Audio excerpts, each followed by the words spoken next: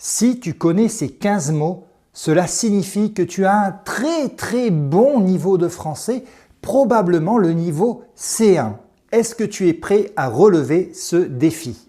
Salut, je m'appelle Jordi, je suis professeur de français et créateur du French Club, le club de français 100% en ligne. Je vais te donner une liste de 15 mots d'un niveau C1, on va voir si tu les connais.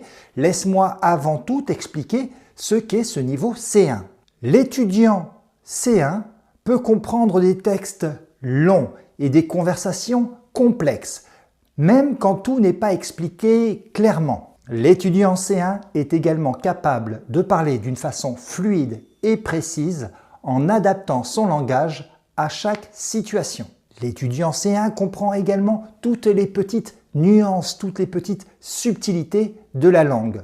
Le niveau C1, c'est donc un niveau avancé et c'est d'ailleurs le niveau qui est demandé aux étudiants étrangers qui souhaitent intégrer une université ou une grande école en France. Donc je vais te donner ma liste de 15 mots, on va voir si tu connais ces mots. Ce sont des mots difficiles, compliqués, des mots d'un niveau avancé.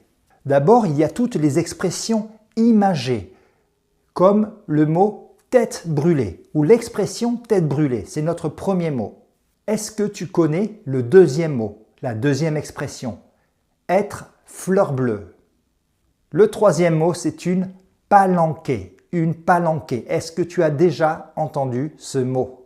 Il y a également tout le vocabulaire abstrait ou un petit peu conceptuel. C'est le cas de notre quatrième mot, c'est un adjectif, c'est l'adjectif inhérent. Inhérent. Cinquième mot, une échéance. Une échéance. Le sixième mot, c'est le mot plagiat. Un plagiat. Tu connais ce mot? Le septième mot, c'est plutôt du vocabulaire professionnel, la sous-traitance. La sous-traitance.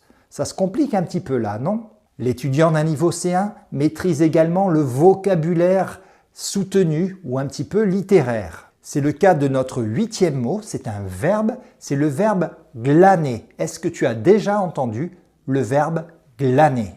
Le neuvième mot, c'est un nom, c'est la lueur. Le mot numéro 10, c'est une villégiature. Une villégiature.